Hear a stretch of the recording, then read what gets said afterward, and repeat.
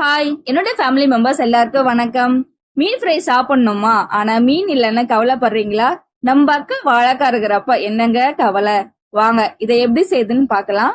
1 table spoon தனி மிளகாய் தூள் சேர்த்துக்கோங்க. 1 டேபிள் ஸ்பூன் சீரகத்தூள், 1 டேபிள் ஸ்பூன் தனியாத்தூள், 1/2 ஸ்பூன் கரம் மசாலா தூள், அரிசி மாவு 1/2 ஸ்பூன் சேர்த்துக்கோங்க. பாது இல்லாம தயிர் 1/2 ஸ்பூன் சேர்த்துட்டு உப்பு தேவையான அளவுக்கு சேர்த்துக்கோங்க. 1/2 ஸ்பூன் மஞ்சள் தூள் சேர்த்துக்கோங்க. இதுல கேமரால ஷூட் ஆகல. இது எல்லாமே சேர்த்து நல்லா மிக்ஸ் பண்ணி விடுங்க. ரொம்ப கெட்டியா இருக்க கூடாது. இந்த கன்சிஸ்டன்சி இருந்தா போதும். இது கூட நான் 2 வாழைக்காய் கட் பண்ணி சேர்த்துக்கிறேன். வாழைக்காவை நீல வாக்குல கட் பண்ணி இப்படி சேர்த்துக்கோங்க. வாழைக்காய் கூட இந்த மசாலா நல்லா மிக்ஸ் பண்ணிட்டு ஒரு 1/4 மணி நேரம் நல்லா ஊறட்டும். அதுக்கப்புறம் ஒரு பேன்ல 2 டேபிள் ஸ்பூன் எண்ணெய் சேர்த்து இப்போ இந்த வாழைக்காவை ஃப்ரை பண்ணி எடுத்துக்கலாம். 2 பக்கமும் நல்லா வெந்த பிறகு எடுத்துருங்க. பாருங்க, மீன் மாதிரியே இருக்குது இந்த ஃப்ரை.